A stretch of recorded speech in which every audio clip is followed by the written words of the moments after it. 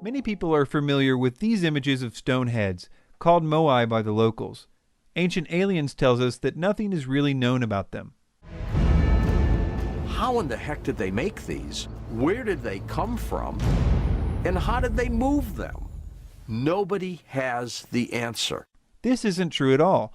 For instance, we know exactly how they were cut and shaped, because the construction of the moai was abandoned abruptly. So there are plenty of examples of moai in various stages of development. Also, the stone tools that they used to pound out the relatively soft volcanic rock were found all over the quarries.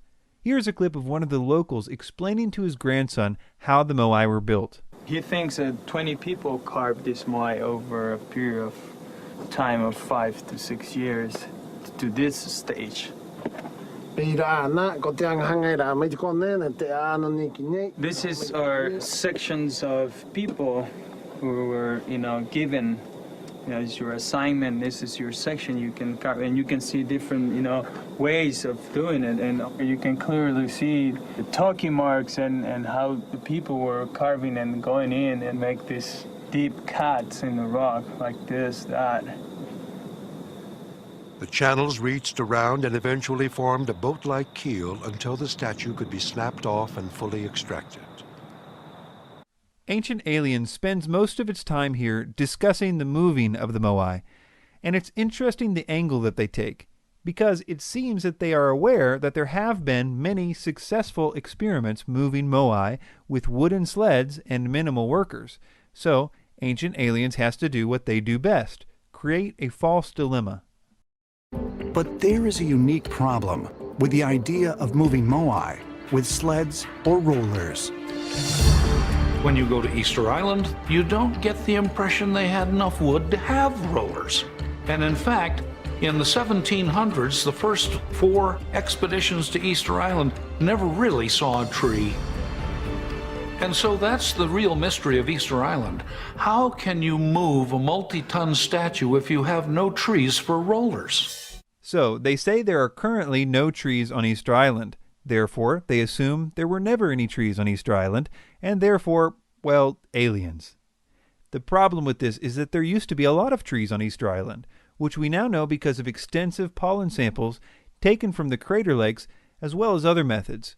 In fact, the very reason there are no trees on Easter Island now is probably because they used all of them while moving and lifting over 1,000 moais over hundreds of years. In other words, they used all the trees. One interesting thing about Easter Island is regarding soil erosion. If you take a land that once had a lot of trees and cut them all down, then you will have a massive soil erosion problem. This is because there would be no more root systems to hold the soil in place. Also, the rains no longer have anything to stop their velocity. The soil erosion at Easter Island is so notorious that if you type soil erosion into a search engine, you will see that the Wikipedia page has a picture of Easter Island. Some of the moai actually have full bodies, they're not just heads, but because of soil erosion, even in a very short time, they have been covered up to their necks in soil. This is a direct result of the land being completely deforested. So we know for sure how these moai were cut and shaped, that is, with simple tools which are found all over the quarries. And we know that if they had trees on Easter Island, then there are no problems with moving them and prying them into place. And Easter Island used to have a lot of trees before their fascination with creating moai exhausted their supply.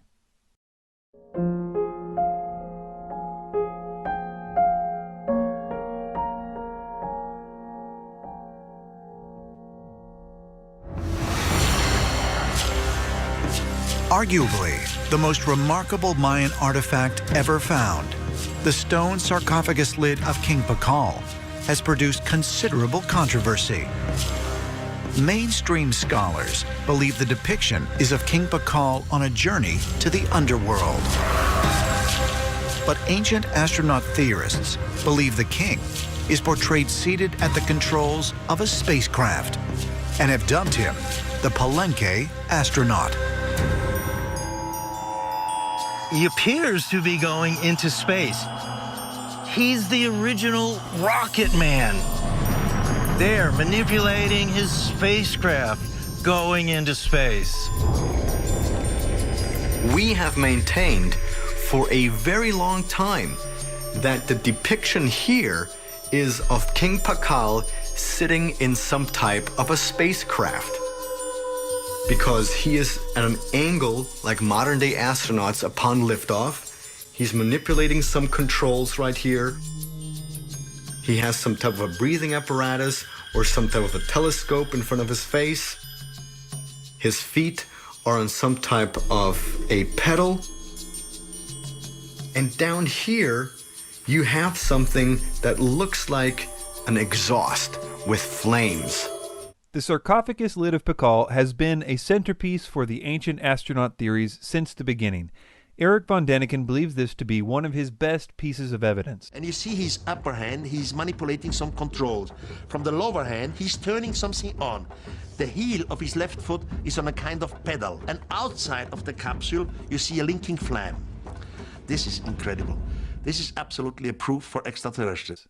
The theory rests on the idea that the Mayans were not depicting their usual symbols here, but were trying to realistically depict a rocket with Pakal as its pilot.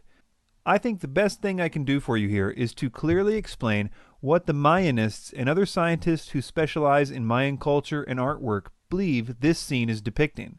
As Ancient Alien said, archaeologists believe this scene is depicting the moment of Pakal's death and his descent into the underworld. Let me show you why they believe that.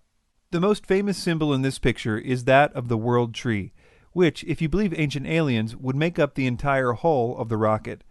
It's hard to overemphasize the importance of the World Tree in Mayan mythology. The idea was that the World Tree extended into the heavens with its branches, and its roots extended into the underworld, so it was a symbol of the bridge between the underworld, heaven, and earth. When it is depicted, it almost always has the double-headed vision serpent on its branches, just like it is depicted here on Pakal's lid. The vision serpent was believed to live at the center of the world. Thus, it is depicted just above the underworld and just below the heavens. In its top branches is the celestial bird, which is seen a little more clearly in other World Tree depictions like this one, but on Pakal's lid you can see it's clearly depicting the same bird. The celestial bird represented the heavens, and thus was pictured on top of the World Tree. What Ancient Alien says is the exhaust or fire from the rocket's takeoff is the roots of the World Tree extending into the underworld, which is not just typical for the depictions of the World Tree, it's pretty much a requirement. In the underworld, we see a picture of the Mayan sun monster, which Pakal is riding into the underworld. The idea was that every time the sun set, it was actually traveling into the underworld, where it would die, like everything else in the underworld. You can even see the bottom half of the sun's face was a skeleton, while the top half still had flesh and had not yet died. This too is a common theme showing the moment of transition. So Pakal is hitching a ride on the sun into the underworld. Even the so-called smoke is easily explained when you understand Mayan symbols. In Mayan art, whenever you see a so-called traveler, which is a person in transition from one world to the next, there must be something that is making that travel possible. Sometimes it's a twisted umbilical cord, but almost always it's a serpent, often a double-headed serpent. In other words, being in the mouths of double-headed serpents was a symbol of transition from one world to the next. You can see that the so-called smoke is actually the traditional serpent's beard, which appears on almost every depiction of a serpent in Mayan art. Now that you have an idea about what the scholars believe about this, let's look at some of Ancient Alien's specific claims. He's manipulating some controls right here. They say his hands are manipulating some controls, but if you look closely, his right hand isn't touching anything at all, and the thing to its right is not connected to the tree any more than any of the other floating design elements in the picture. His left hand could be said to be manipulating controls more than his right, but you would have to say that all these marks on the tree are controls too, which in reality is probably the bark of the World Tree, which was modeled after the ceiba tree, which had a very unique bark and thus was usually depicted in some way or another in World Tree art. The odd position of Pakal's hands in this image is really what all the fuss is about. In the 1970s video refutation of the ancient astronaut theories, the Mayan expert in that film made the point that the hands in Mayan art are often depicted in delicate positions. The Maya like to show hands in rather delicate gestures. Such gestures are common in Mayan art. There are similar examples on the side of the slab. As far as the claim about his foot being on a type of pedal, I would have to say that if that is how aliens design pedals, then we are far more advanced in pedal technology than they are, because that may be the worst angle to put any kind of foot pedal. Plus, there are other reliefs of Mayans in the underworld on similar slabs with their feet in similar positions, but without the rocket. Well, what about this so-called breathing tube for his nose? Well, it doesn't connect to anything, and if you look closely, the thing it could potentially connect to is also represented on the other side of the lid, and is clearly a stylistic element of the vision serpent. What it actually is a nose piercing, particularly a bone. Here, an earring suspended from a pierced ear, a nose plug, which has the elements of death because it takes the form of a fleshless bone. Finally, consider the context that we find this image.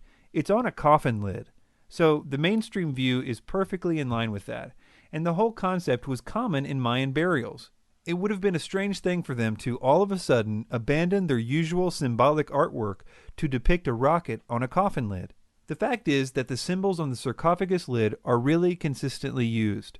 Often the symbols are even explained in the extensive Mayan writings. These symbols fit perfectly with what we know about their beliefs about the world and the afterlife.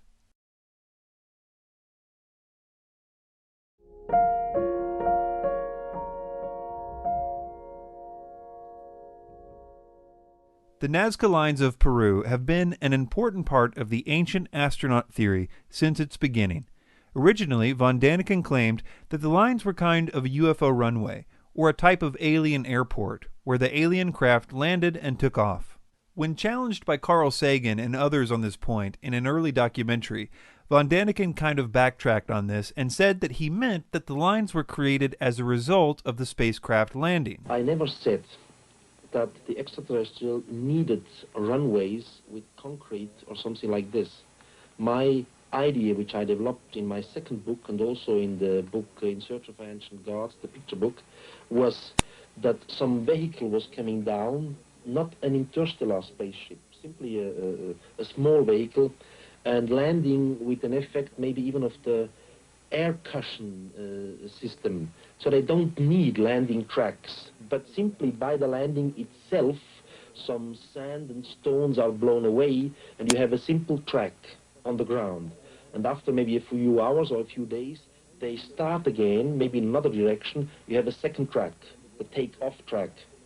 In other words, he's saying that the spacecraft dragged on the surface of the ground as they landed, and that the lines are therefore the unintentional result of spacecraft landing. For the Ancient Alien series, however, it seems that they are back to claiming it was an airport. The lines look like airstrips. They start abruptly, they end abruptly. Looking at Nazca from the air, it looks like an airport.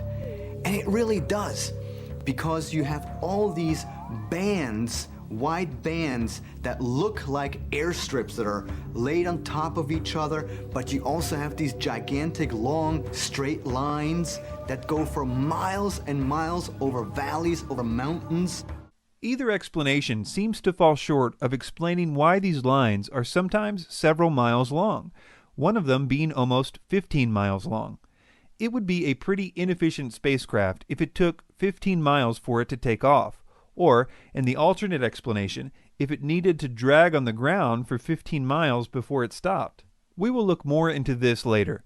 In the meantime, I want to look at what I think may be the most ridiculous claim of the entire Ancient Alien series. At Nazca, entire mountaintops have been removed. I mean, this all requires machining. And I'm not talking, you know, a little wheelbarrow and a pick. I'm talking sophisticated machinery, because we today would also need sophisticated machinery in order to achieve such feats. They are claiming that this mountain in the Nazca region has been artificially sheared off. But what they are referring to is a plateau. Plateaus and mesas are naturally flat on top. They occur all over the world, and geologists know exactly how they form. In light of that, it makes them spending so much time on this point kind of funny. There the mountain's cap comes up from both sides. Here it is flat. This is absolutely incredible. This is one of the most craziest pictures I made about Nazca. The crazy thing is, the rubble, the remains of that summit or that mountaintop, gone. It's nowhere. It's not in the valley down below. It's nowhere in the region. What happened to it? Okay, moving on to the lines. Nazca doesn't just have straight lines. There are also several images of animals, such as monkeys, spiders, fish, jaguars, llamas, lizards, and dogs. Contrary to what Ancient Aliens says, the way that they were made is very well known. In fact, it's ridiculously simple. They simply moved the reddish-brown iron oxide-covered pebbles that cover the surface of the Nazca Desert out of the way. When the gravel is moved, the layer underneath is exposed, which is much lighter, and the contrast of the two colors creates the Nazca line. If you were in the Nazca Desert, you could create a Nazca line by running your finger over the surface of the ground. It would probably stay there for hundreds of years, too, because the Nazca Desert is one of the driest places in the world, and it almost never receives rain. If it did, the lines would have been washed away long ago because they are so superficial. Well, if these lines aren't an alien airport, what are they? What is known are the basic beliefs about religion in the ancient Nazca culture. Likely related to the arid and extreme nature of their environment, Nazca religious beliefs were centered around agriculture and fertility. Much of the Nazca art depicts powerful nature gods, such as the mythical killer whale, the harvesters, and the mythical spotted cat, etc.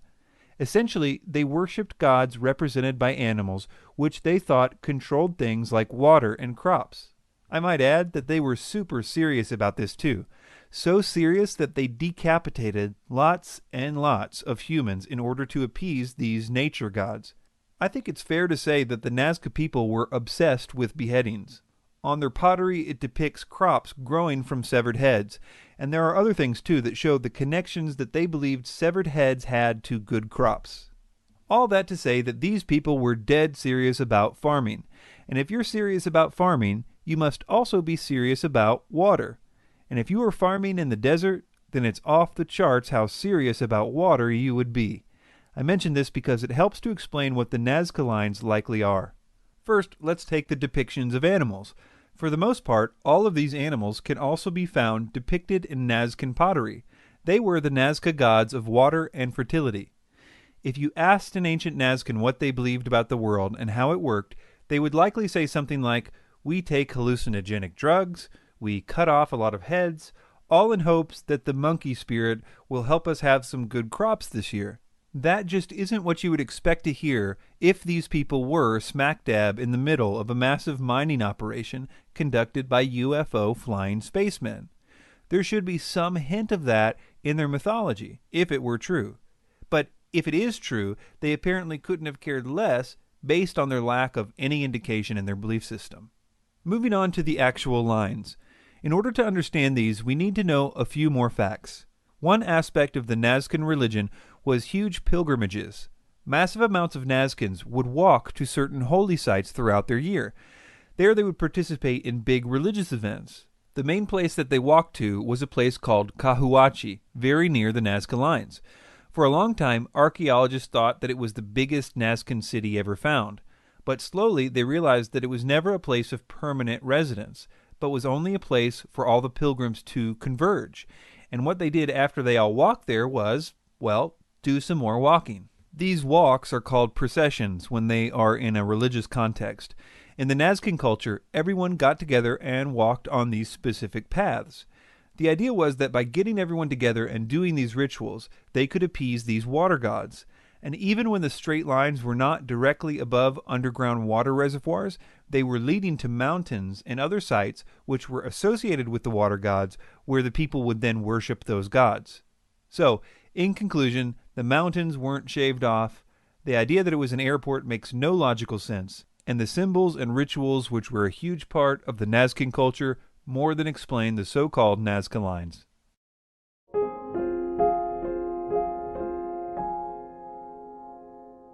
Early in the 20th century, tomb robbers searching along the Magdalena River stumbled upon a gravesite dating back 1,500 years to a pre-Columbian civilization known as the Tolima.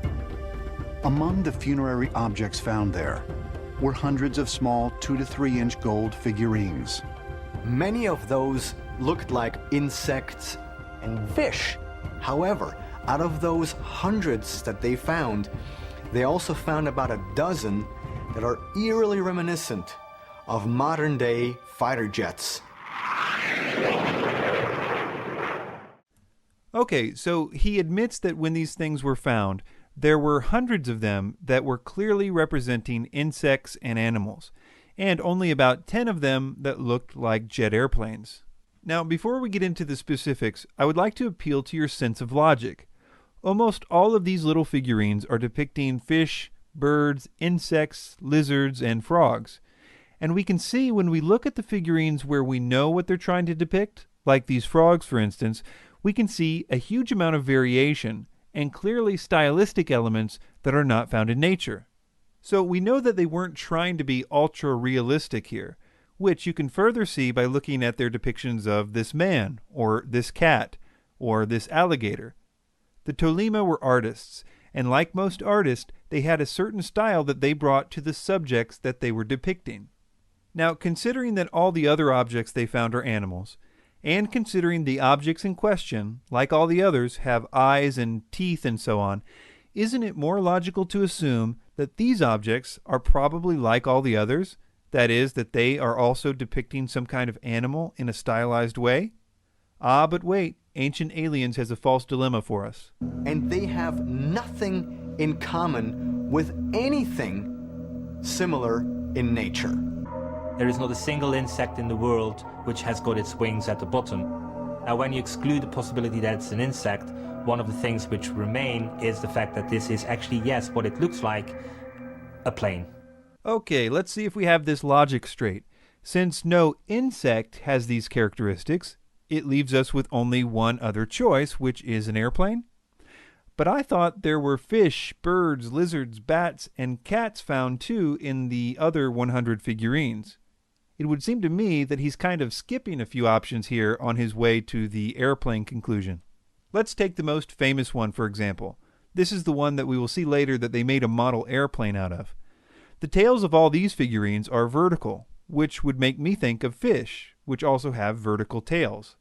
One fish that the Tolima would have been familiar with is the suckermouth catfish. This might explain the round head and the big eyes, and even the small protrusions on the front of the fins. You can see that some varieties of this species of catfish have small protrusions on the front of its fins as well.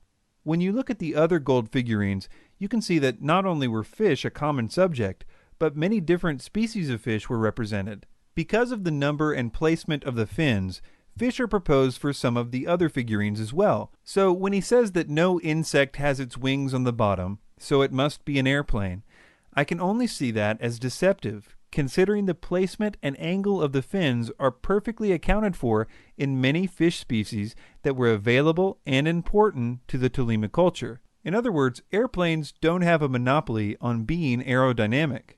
To prove one of these figurines was aerodynamic, which according to Ancient Aliens proves it was a plane, they built a model of it. Here is what they say about it. It was rather simple because we don't need to put much parts to this shape because this shape is perfect. Everything was already done by the native people 2,000 years ago. They did not add an inch or remove an inch. They just essentially blew the little thing into a larger size. I mean, this is sensational. No, they didn't add an inch or remove an inch, unless you count things like totally removing the big curls on the front of the wings, which would have rendered the model totally useless for flying. They also added curvature to the wings. They added flaps, a landing gear, and one more little thing, a propeller and an engine. Finally, I want to appeal to your sense of logic on the following point. Consider that all we know about this culture reveals them to be simple farmers, fishermen, and artisans, people that lived off the land.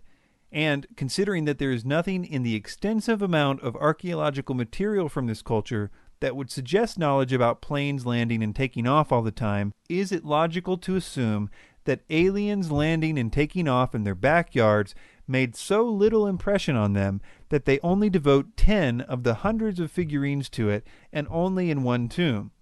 Or is it more logical to assume that just like the other hundreds of figurines with eyes and teeth and fins, that they are highly stylized animals, like fish, that they knew about and relied upon in their daily lives? I think even a die-hard ancient astronaut theorist would have to admit that logic is not on their side on this one.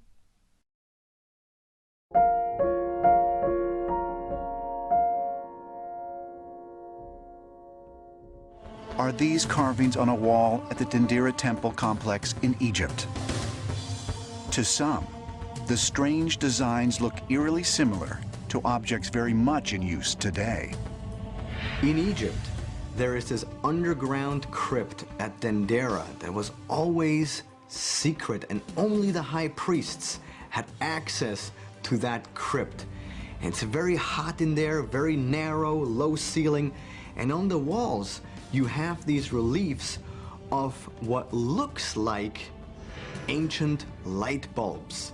Because we have to question one thing: how did the ancient Egyptians light the inside of their tombs? The Egyptian light bulb theory. Let's see what we can figure out about it. Let's start by listening to some of the reasons that ancient astronaut theorists believe it's true. According to most mainstream archaeologists, torches were used by the ancient Egyptians to light the pitch-black chambers of tombs and temples. Yet nowhere on the ceilings is there even the slightest evidence of soot or smoke residue. It's hard to know why they're saying this, because there is black soot in almost every Egyptian temple and tomb. In fact, a recent ceiling cleaning conducted at the Temple of Hathor, which is the same temple where the so-called light bulb relief is found, they uncovered a brightly colored ancient ceiling painting that had never before been noticed. What was covering it up, you ask? I will quote them directly. They said that the ceiling was covered with, quote, hundreds of years of black soot. That's kind of funny, you have to admit. Also, there isn't enough oxygen inside those tombs with which to support or feed a flame of a torch. I was once inside the king's chamber, inside the Pyramid of Giza, and somebody turned off the lights, and immediately we were in pitch darkness. And I said, no problem, I'll just take out my lighter from my satchel, and I turn on the lighter, and it didn't work. I don't know about his specific Zippo, but there are plenty of documented explorations of the pyramid and other tombs in the early part of the 20th century which used torches to light the pyramids. Archaeologist and pyramid expert John Romer was once asked a similar question by someone on a television show. This was his response, quote, "As for the soot, there is soot in the Great Pyramid from the 19th century travelers, but most of it has been washed off. Most of the pyramids, of course, were built in sunlight, so lighting the interior would only have been a problem after the roof went on. They would have used lamps with salt in the oil so the flame burns very pure," end quote. Romer isn't just guessing about the olive oil lamps. These lamps were depicted in Egyptian reliefs, and there are even receipts for orders of their wicks and other such evidence. Another thing to consider is that, as far as tombs go, they weren't expected to be lit. In fact, if all went well, robbers would not be able to find a way in, and the tomb would never see the light of day ever again. That was the plan. And if it weren't for 19th century explorers and dynamite, that plan might have worked too. But when we're talking about temples, like at Dendera, the false dilemma of not enough oxygen simply doesn't work. The temple is much more open. The oxygen levels are plentiful. They obviously used fire to light it, if for no other reason than because of the hundreds of years of black soot on the ceiling. Okay, so the false dilemmas have been addressed, but we're still left to explain what this relief is depicting. Let's first hear what Ancient Aliens has to say about the mainstream interpretations of this relief. Egyptologists' explanation of this, and they have to have some explanation, there's got to be one. It has to be pretty mundane. It can't be that it's an electrical device. Their explanation is that it is a lotus flower, and what appears to be a bulb around is the aroma of the lotus flower. And so it's just a very odd depiction of a flower. That is a terrible representation of the mainstream view of this relief. It's ancient aliens using a straw man argument to make their argument look superior.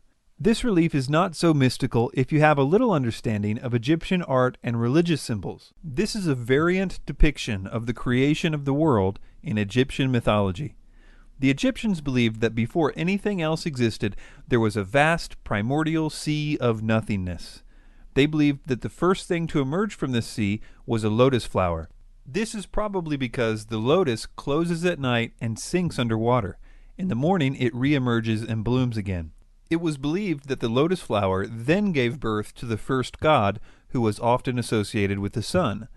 This relief was done after the god Atum was merged with the sun god Ra, and thus became Atum-Re. Atum, the god who created everything else after this point, is actually represented by a snake. And yes, it is a snake in these reliefs, not light bulb filaments. You can actually see the eyes and other elements of a snake if you look closely. This is pretty standard Egyptian mythology, that the lotus flower came forth first, and then the first god Atum, who was represented by a snake.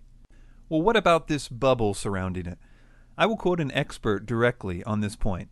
Quote, "Despite the variety of deities, the Egyptians conceived the origin of the world as singular.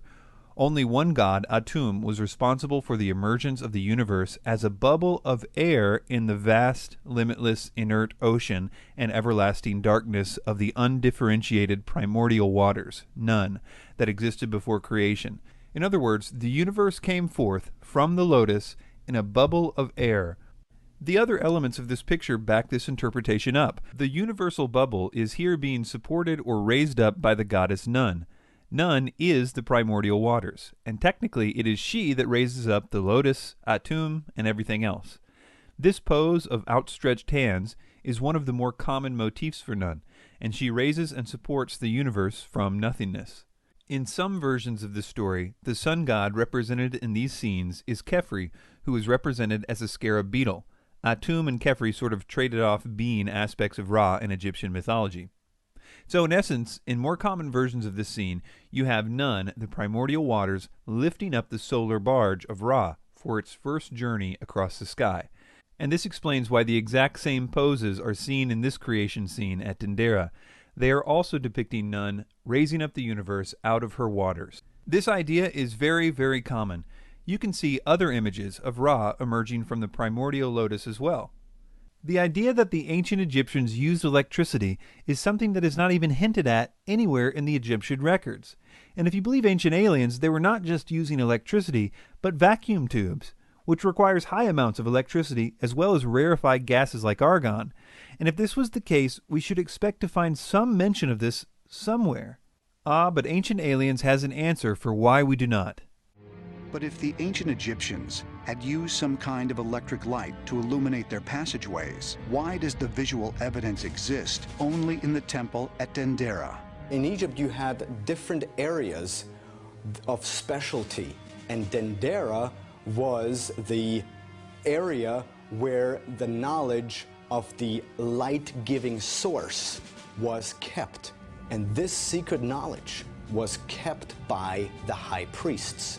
And they're the only ones who were privy to this type of information, because Dendera was the special place where this specific knowledge was guarded and kept. Right.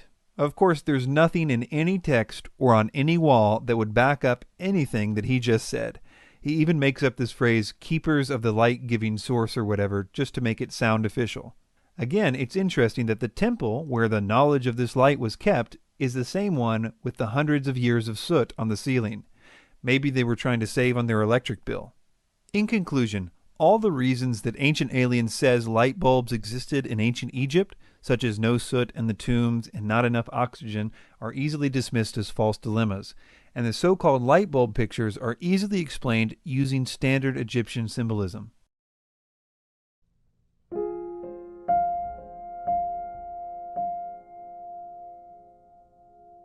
All throughout the Middle Ages, there are some magnificent paintings. And in certain areas of the painting, there are what looks like to be UFOs. they're always floating up in the sky, usually above the Virgin Mary or above Jesus on the crucifix, or somewhere we have sceneries that depict what looks like UFOs. Almost all supposed UFO and art cases come from medieval art, and there's a pretty good reason for that. Most people are not aware of the symbolism rules of Byzantine or medieval art, and so they're easy prey for ancient astronaut theories about it.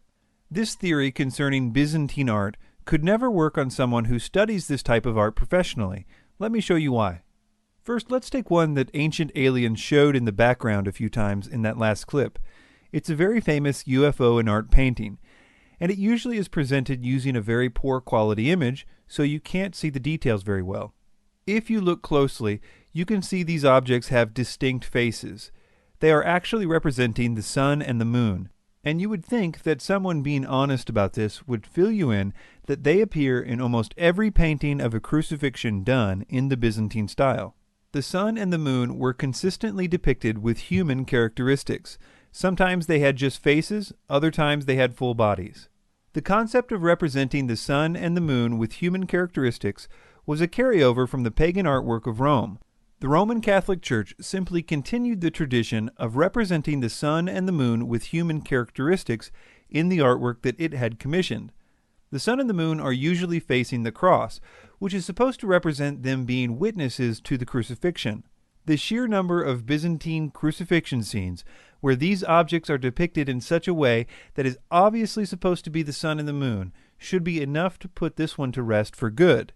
Ancient Aliens goes on for a while about the 14th century fresco at the Viskovsky Dekani Monastery in Kosovo. This one has been a big favorite of the ancient astronaut theorists since it first appeared in a French magazine called Sputnik in the 1960s. This crucifixion scene is just like all the others we have seen, except it has a more full-body representation of the sun and the moon. There are just as many examples of the sun and the moon being depicted in this way, with full bodies, in other Byzantine crucifixion scenes, including in other places in this same monastery. Ancient Aliens also shows this famous painting. Well, famous to ancient astronaut theorists anyway. This one is like all the others, in that once you know what you're looking at, you will see so many other examples of it in medieval art. This one is called Madonna with Child with the Infant St. John. And to start out, I want to draw your attention just below, to the right of the object, where you will see a character holding his hand to his eyes and looking toward the sky. With him is a dog that is also looking towards the sky. The painting was supposed to be depicting this passage in the Bible. And there were in the same country shepherds abiding in the field, keeping watch over their flock by night. And lo, an angel of the Lord come upon them, and the glory of the Lord shone round about them, and they were sore afraid. And the angel said to them, Fear ye not, for behold, I bring you good tidings of great joy, which shall be to all people. For unto you was born this day in the city of David a Savior, which is Christ the Lord. So the shepherds and the glory of the Lord shining round about them are all in the context of the announcement of Jesus' birth from the Gospel of Luke. What really demystifies this is to show other paintings from the era depicting the same scene. Slowly, you will see what the so-called UFO is supposed to be.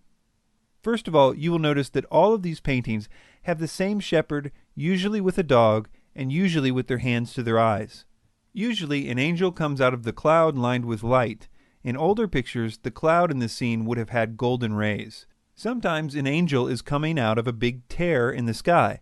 Other times, like this one of a similar style, only the tear in the sky is visible, not the angel. In almost an identical tondo, we see the shepherd looking toward a red-dressed angel, and in the center, above the Madonna's head, there is the same light-rayed cloud. Here is the same scene painted by the artist's brother-in-law, with a bright star appearing inside a cloud. On a hill to the right, the angel appears to the shepherds. Here is another shepherd scene. We see the angel and the luminous cloud. Sometimes the angels would be depicted in the cloud like this. So, the Madonna with Child with the Infant St. John can safely be identified with the announcement scene in the Gospel of Luke, and all the elements in the painting are well known by students of medieval art. The most famous painting, that without any doubt in my mind, depicts a UFO with its laser beam. It was made by Crivelli in 1486. The Annunciation to Mary.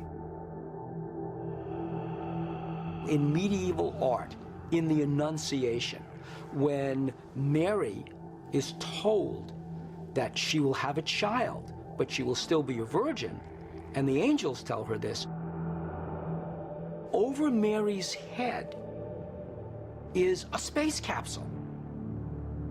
But what's a UFO or a space capsule doing over Mary? This isn't a space capsule.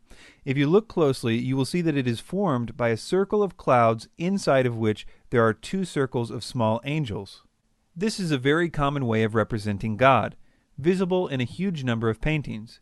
Gustave Doré, in the middle of the 1800s, even resumed this pattern of the circles of angels in his illustration titled Dante's Paradise.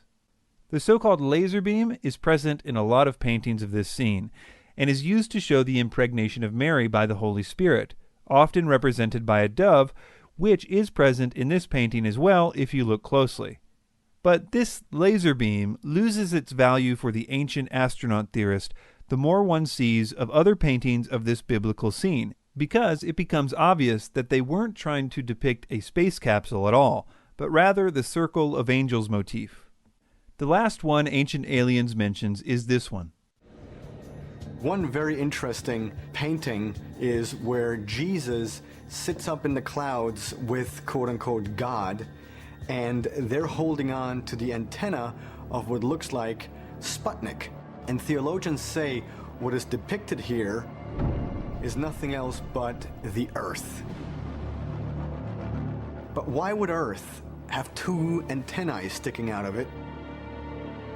And why would it be round? Because the mainstream viewpoint at the time was that the Earth was flat.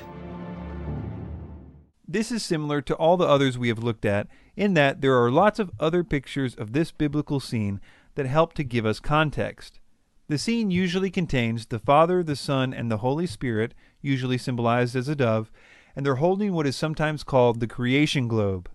The idea that they're trying to convey is the biblical concept that the creation of the world is attributed to the Father, Son, and Holy Spirit. This creation globe becomes a very common symbol in medieval art, and the only reason Ancient Aliens says it can't represent a globe is that, according to them, people at that time in history thought the Earth was flat. Although this idea about people in the Middle Ages believing that the Earth was flat is widely believed nowadays, it's little better than an urban legend. If you type in the myth of the flat Earth into a search engine, you'll see that the truth is that almost every scientist since the ancient Greeks knew the Earth was spherical. Here are a few quotes about this. Historian Jeffrey Burton Russell says the flat Earth error flourished most between 1870 and 1920. He said, quote, "With extraordinarily few exceptions, no educated person in the history of Western civilization from the 3rd century BC onward believed that the Earth was flat."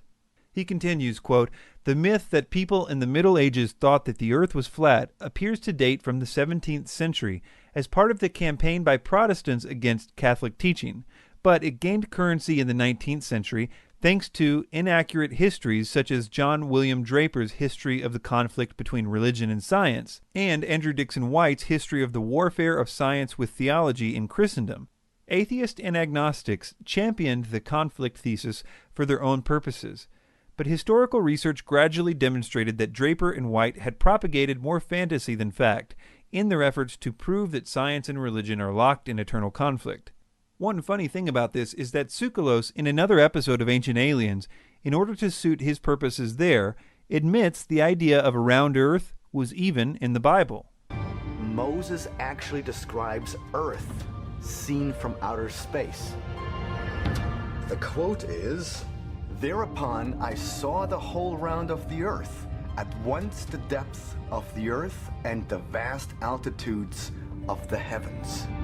I mean, here he describes Earth as being round. So there is no problem whatsoever with the medieval artists knowing that the Earth was round, and therefore there is no reason to say that these symbols aren't representing exactly what the artists have always said that they represent. Almost all UFO and art theories come from the Middle Ages, and they all fail when they are compared with other paintings of the same scene, because one can then see that these were consistent motifs in that style of art, and were used to describe certain theological concepts, which, when explained in light of the concept that it's obviously trying to convey, it totally demystifies the objects in question.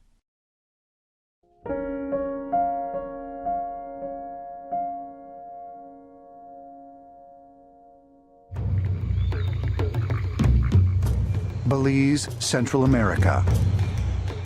In 1924, British adventurer Frederick Mitchell Hedges traveled here with his daughter Anna to explore the ruins of the ancient Mayan city of Lubantun. One afternoon, Anna climbed to the top of a crumbling pyramid, hoping to see the ocean. It was high noon and she was at the top, and the way the sun came in, the way the rocks had moved on that, there was just a small opening and the light from the sun went through and it hit the top of the skull. And she ran down and she's all excited. She said, "There's someone in there with a flashlight." Anna's father and others in their party were too large to fit inside the small opening of the pyramid. So they tied a rope around Anna and lowered her into the hole. When she came back up, Anna held the top of a strange crystal skull. A second search uncovered a matching jaw. As you might have suspected, nothing you just heard is true. The real story about the Mitchell-Hedges skull is quite different. It's worth mentioning that the reason that Ancient Aliens focuses in on the Mitchell-Hedges skull is because all of the other known crystal skulls have now been proven to be fakes, and even Ancient Aliens admits this. Scientific tests have determined that the two owned by the British Museum and the Kay Branley were not authentic pre-Columbian artifacts. The Mitchell-Hedges skull was the last hope for a real one, and the only reason it was the last hope was because the daughter of Mitchell-Hedges, while she was still alive, refused to have an official study done to see if it was fake or not. Rather than that, she toured around with it in New Age conventions and the like until she recently died. Her widower, however, in 2007, took it to the Smithsonian Museum for Natural History, where extensive testing was done on it. It was found to be a fake, just like the others. I'm not sure if Ancient Aliens produced this episode before or after 2007, but I suspect that they wouldn't have cared much either way. The real history of the Mitchell-Hedges skull starts with another crystal skull that was in the British Museum, which the forger of the Mitchell-Hedges skull copied it from. The British Museum acquired a crystal skull in 1898, at a time right after tools were first invented that made it possible to carve crystal skulls like these. We now know it was also a time when a lot of fake crystal artifacts were sold to museums. The British Museum skull, which has its own dubious history, was later found to be fake too. But in the 1930s, it was still believed to be genuine, and it was proudly displayed in the museum. Based on research done on the Mitchell-Hedges skull by the Smithsonian Museum, it was concluded that the forger of the Mitchell-Hedges skull copied the one in the British Museum in order to make his work seem more authentic. The Mitchell-Hedges skull was first owned by a man named Sidney Burney, who we have records of trying to sell it to various people unsuccessfully for 10 years before this. He finally sold it to a member of the general public at a Sotheby's auction in London in 1943.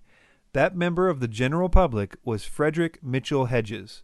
We actually have the letter that Mitchell-Hedges wrote to his brother directly after purchasing the skull at the auction, in which he expresses his excitement about his new purchase.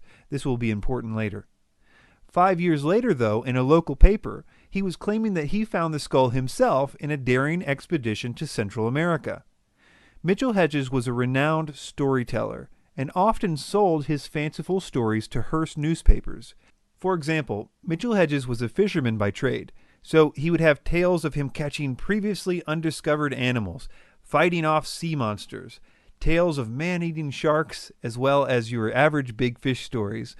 Later, though, with his book Danger is My Ally, he told tales of him discovering previously unknown lands and undiscovered people groups, as well as battling all kinds of jungle dangers. Later on, people would write editorials that had been to the areas that he said he went to and publicly debunked him. Mitchell-Hedges was also shown to hoax an odd situation involving a supposed robbery and several shrunken heads. He even lost a very public libel suit concerning this. But all of this only scratches the surface of the deceit that surrounds the Mitchell-Hedges skull. First of all, None of the stories about the discovery of the Mitchell-Hedges skull match each other, and all of them contradict the letter that he sent to his brother in 1943, which clearly says he bought it at an auction. It says, "The collection grows and grows and grows. You possibly saw in the papers that I acquired that amazing crystal skull that was formerly in the Sidney Burney collection. It is fashioned from a single block of transparent rock crystal, exactly life-size. Scientists put the date at pre-1800 BC, and they estimate it took 5 generations, passing from father to son, to complete. It is anthropologically perfect in every detail, a superb piece of craftsmanship. There is only one other in the world known like it, which is in the British Museum, and it is acknowledged to be not so fine as this." Many years later, when this letter surfaced, his adopted daughter Anna tried to explain the discrepancy between these stories this way on her website. Quote, "In 1943, Mitchell-Hedges got embroiled in another controversy that still rages in some quarters to this day. In times before burglar alarms, it was not unusual to leave valuable items with friends if one was going away for long periods of time. Mitchell-Hedges did this with a school friend, Sidney Burney, who had always shown an interest in the crystal skull. However, in 1943, Burney inexplicably put the crystal skull up for auction at Sotheby's in London. Mitchell-Hedges learned of this the day before and was so furious that for a while he was unable to speak. Unable to contact Burney, he arose the next day at 5 a.m. and traveled to London to retrieve his property. Sotheby's informed him that the vendor was Sidney Burney's son. When they refused to withdraw it from the sale, Mitchell-Hedges realized the easiest way of regaining his property was to purchase it back. This he did for £400. This doesn't make sense for a lot of reasons, let alone that according to her story, which we will get to in a minute, this would mean that he had the skull for 10 years and didn't mention it to anyone, until after he writes this letter to his brother a decade later, obviously implying that it was something that he just acquired for the first time. After Mitchell-Hedges died, the skull was left to Anna Mitchell-Hedges, his adopted daughter, and this is when things get really sketchy. Anna spent her entire life trying to sell the skull. She hired a guy named Frank Dorland, an art dealer, to promote the skull so that she could get it sold. Dorland had worked with her father when he was alive to sell another one of his objects, which also turned out to be a fake. She and Dorland signed an agreement in July of 1964 that he would promote the skull and that the price of its sale must be no less than $50,000. Dorland then got busy trying to make everything look really official, including coming up with a totally different story for the skull's discovery. After this agreement with Dorland in 1964 was the first time that Anna claimed that it was she, not her father, who found the skull, something that no one else seemed to mention the last 30 years. By doing this, it made Anna the sole person who could establish provenience for the skull, something that a buyer would want, especially a museum. And because everyone else involved was dead by this time, there was no one left to contradict this new story. All of the mystical claims about the skull were born out of the 2 books that the promoter, Frank Dorland, commissioned in order to promote the skull. Here is a letter from Dorland to Anna concerning the writer who he wanted to write one of the books. Quote, "I have convinced Dick Garvin, who does sell, it is worth the percentage to you and me and you to furnish the information. This makes it a better book and makes more money all the way around. The skull is not sold. It is put to use in this manner and for public appearances to boost sales and interest." These books make outlandish claims about the crystal skull's origin and powers, and since the books were released at the height of the New Age movement, they enjoyed an uncritical and enthusiastic audience. During all these years, they tried desperately to sell the skull. The problem was that because of all the fakes, museums were now asking to validate the skull first. One letter from the British Museum to Anna shows that the negotiations were stopped when the curator caught wind of the actual history of the skull. None of this stops Ancient Aliens from promoting all kinds of contradictory stories about the skull. Yes, they're alien artifacts. Even some people think they're made on another planet. But they were created specifically to hold records from alien civilizations. There's a legend that there were 13 skulls, and that when the 13 skulls come together, then something significant will change in the world. legend suggests that there are 12 additional worlds out there, planets which are inhabited by intelligent species. These 13 crystal skulls that allegedly exist on planet Earth were each brought here from one of those 12 planets, and the 13th skull is the one that apparently contains all of the information of all those 12 different worlds. And that's the legend of the crystal skulls. But, as ancient astronaut theorists maintain, why would visiting aliens have given the crystal skull to the Maya? The only problem is that no one can seem to find a record of this Mayan prophecy. The idea seems to trace back to one New Age author. Mayan scholars have never heard of this legend, and certainly not this one. A lot of natives and a lot of people working with crystal skulls say that the high quartz content skulls, and especially the quartz skulls themselves, is the highest frequency or energy or vibration possible on the physical plane. And so a lot of native people kind of worshipped or took care of these objects because they knew that they had or felt that they had the highest energy possible on the earth plane. This whole myth was birthed out of a marketing campaign for a forged artifact, a myth which found a home in the New Age. In conclusion, all of the proposed crystal skulls have now been conclusively proven to be hoaxes. The last holdout, the Mitchell Hedges skull, was only still a candidate because it was not allowed to be examined until recently.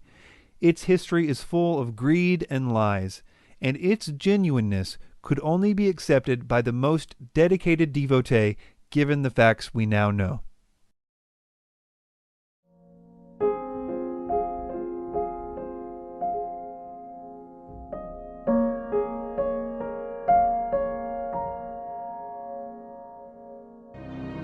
In the book of Ezekiel, the prophet describes a flying chariot containing wheels within wheels and powered by angels. Although Bible historians suggest Ezekiel was speaking symbolically about the terrifying enemies facing Israel, could this be another example of an alien visitation and proof that prehistoric aircraft existed? Ezekiel's vision is often used to try to support the ancient astronaut theory. Let's take a closer look and see if it does in fact support this idea. First, we need to disagree with the narrator that biblical scholars think this vision is referring to the enemies of Israel. I can't imagine any biblical scholar saying that, as it expressly says in the book that the vision is of the glory of God on his throne. I've read dozens of commentaries by Bible scholars on Ezekiel and have never found one that said this was referring to the enemies of Israel.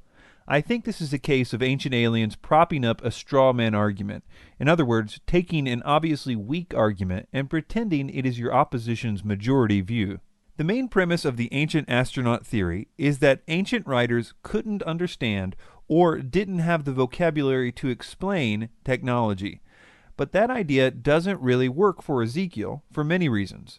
First of all, Ezekiel had a huge vocabulary.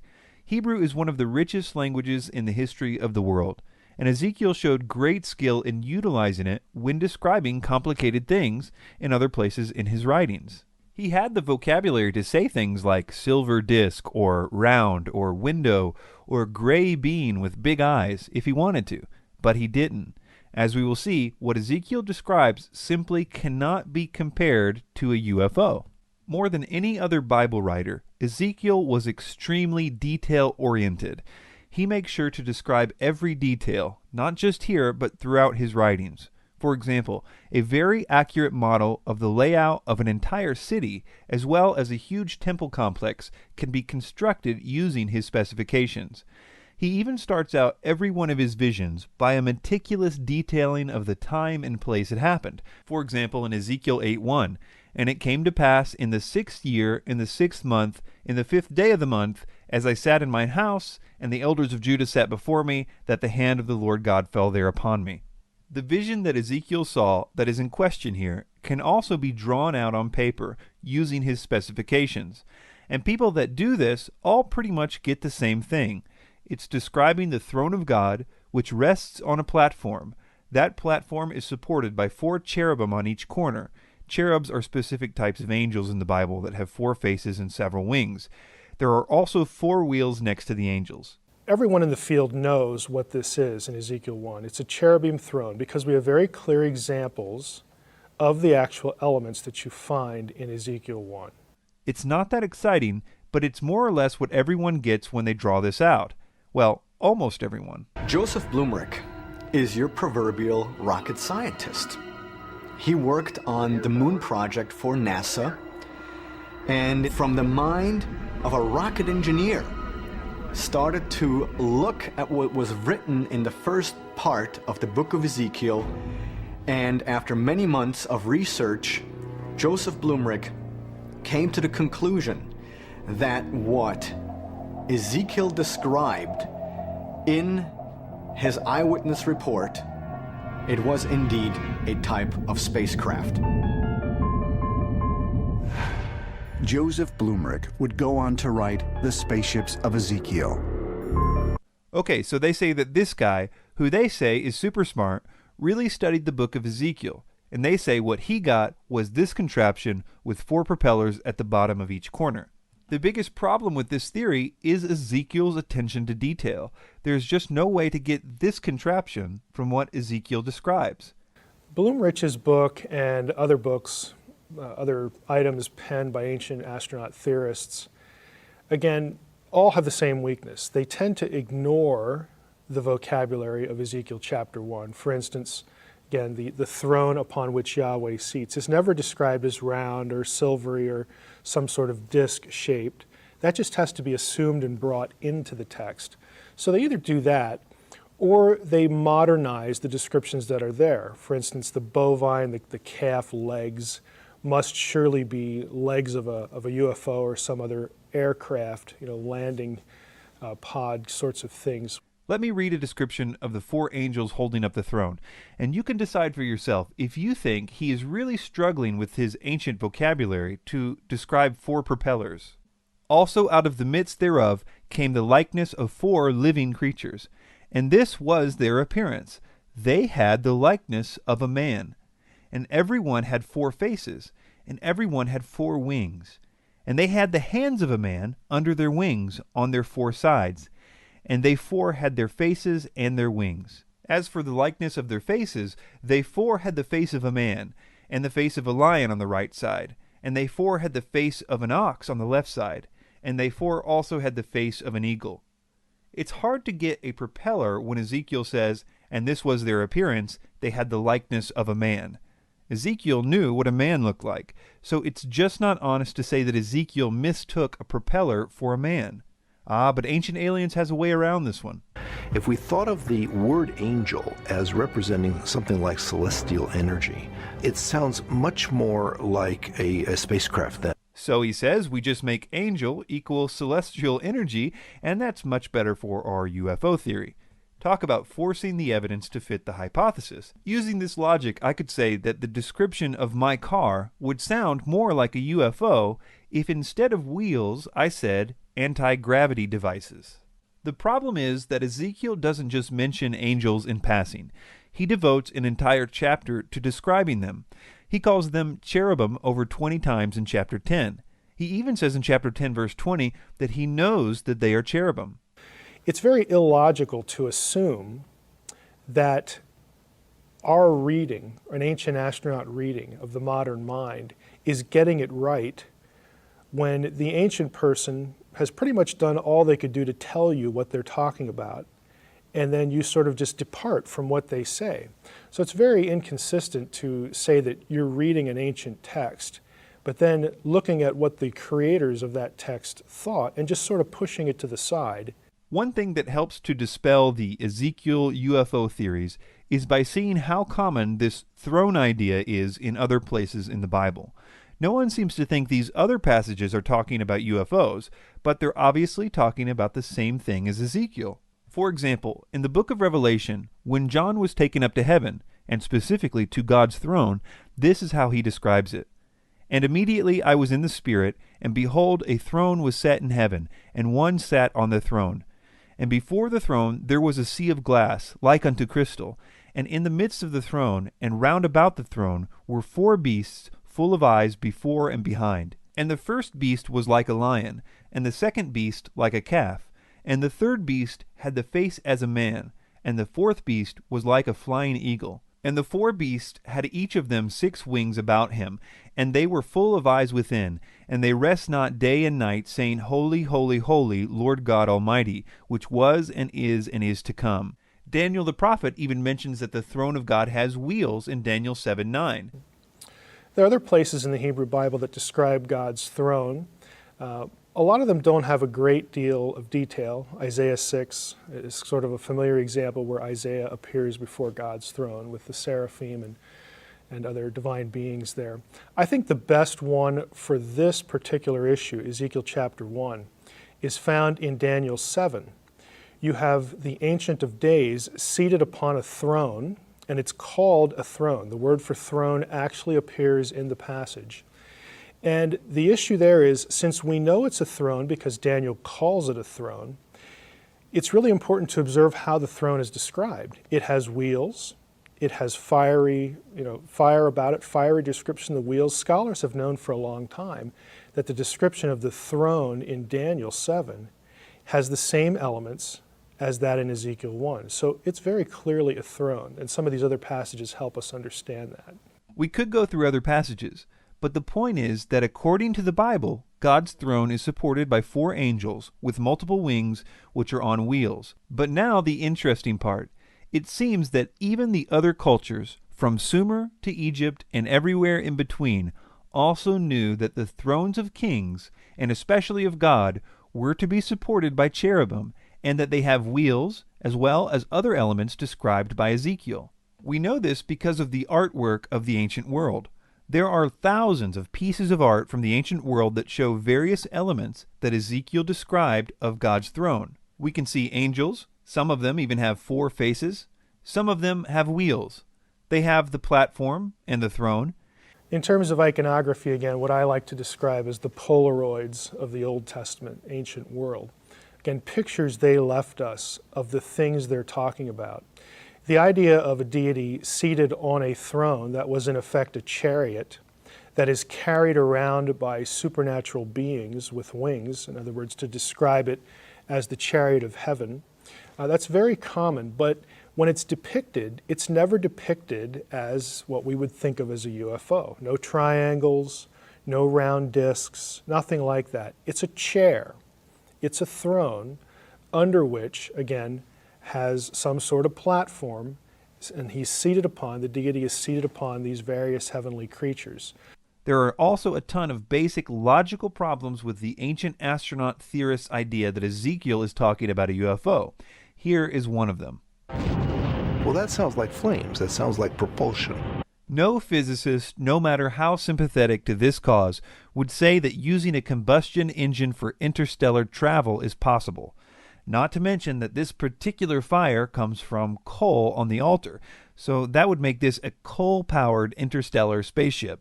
As simple as it sounds, the entire reason this whole thing with Ezekiel started in the 70s was because of the line Ezekiel uses, wheels within wheels.